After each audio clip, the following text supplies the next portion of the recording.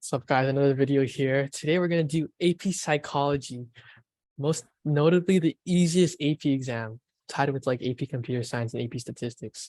But anyways, Timothy, introduce yourself again. Hi, you probably remember me from the AP Lane video, but I'm Tim. I'm Skylar's classmate. We took the same course last year. And I just want, before I get into like how to get a 5, I would say it's it's a very easy AP exam to get a 5. But before I want to say that AP Psychology is actually a really good course to take. If you're like deciding, oh, should I take this course? I think it's a great course because it changes the way you think. Like there's like memorization methods that I've even got from learning AP Psychology that I apply in like my Spanish presentations now. Like for example, like the method of loci. It's like where you walk through a building and you have pictures of that represent your sentences, and it's like much easier. You might think like you try it, it's going to be like a lot less effective, but you do it at least like 100 times and you're like 2 times more efficient in your memorization, especially for exams like that you have to speak, like language exams. Okay, anyways, into the content. So I'm gonna go quick overview. So it's a very short exam, 2 hours, and it's in the afternoon. So it's very casual. You don't really need to like worry about it if it's like on the same day as another exam, because it's super casual and the rigorous. It doesn't hurt your head at all. You're just doing MCQ questions, FRQ questions. So the rough format, right? There's like 100-ish MCQ questions. How many were there? Like 75, 100? I think there's 100, right? 100. 100. And I said this in my last video, I say it again. Do the 2-pass system. Do all the easier ones first, then come back. And in terms of content, you just really need to like study like people, terms, systems, and like the overarching, what are those called again? Like psychodynamics, all the way to social cultural, all those little Ooh. things. But what really helps is that you connect them together. Like people, they connect to like social cultural, like Sigmund Freud connected to psychodynamics, right? You connect all those things together, okay? And like all these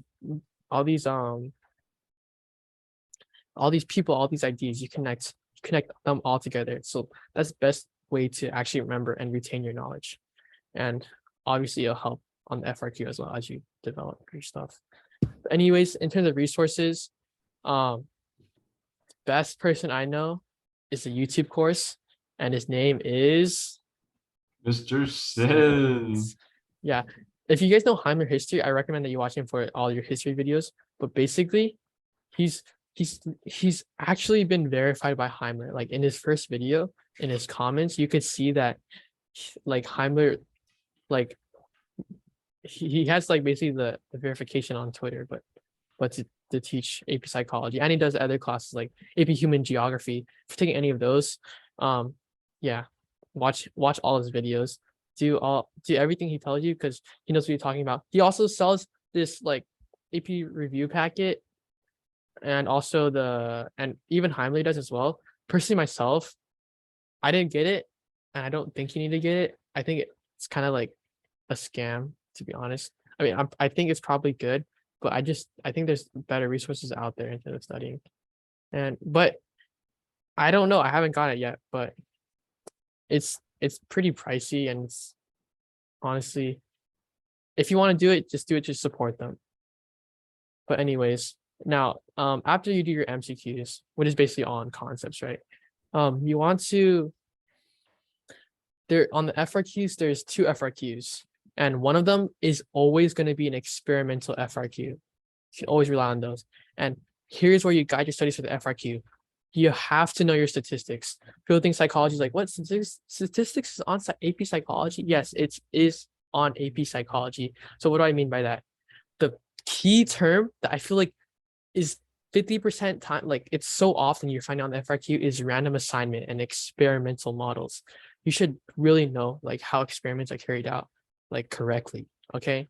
Then obviously other parts like the other terms that, yeah, just random other terms that you just need to know. So I suggest when you're studying for AP Psychology, like have the resources. Maybe Fiveable is a really good resource.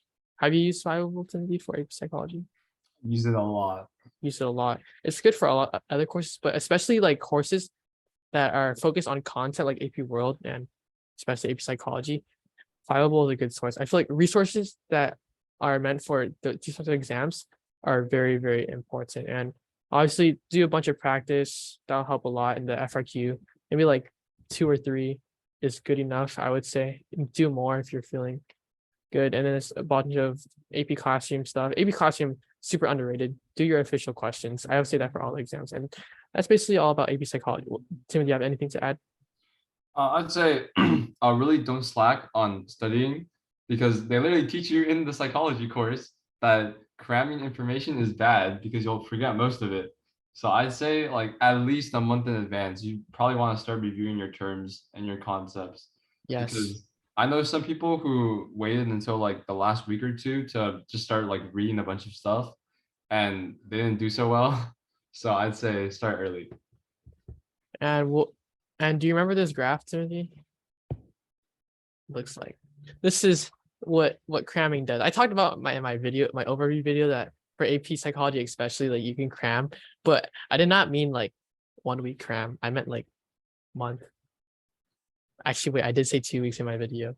You know what? Actually, just forget that I said that because cramming is not good overall.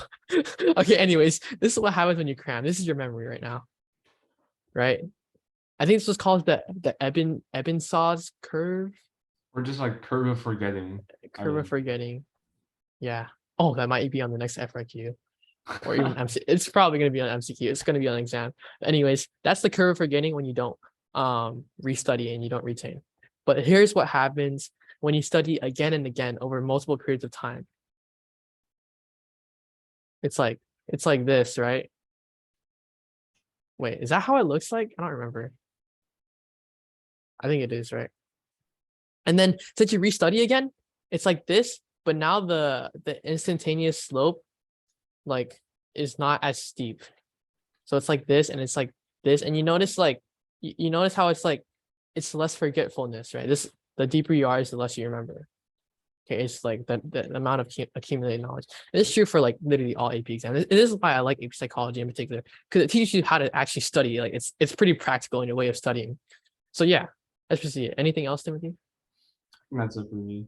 All right. Well, thank you everyone for watching, and hope you do well on your AP exam.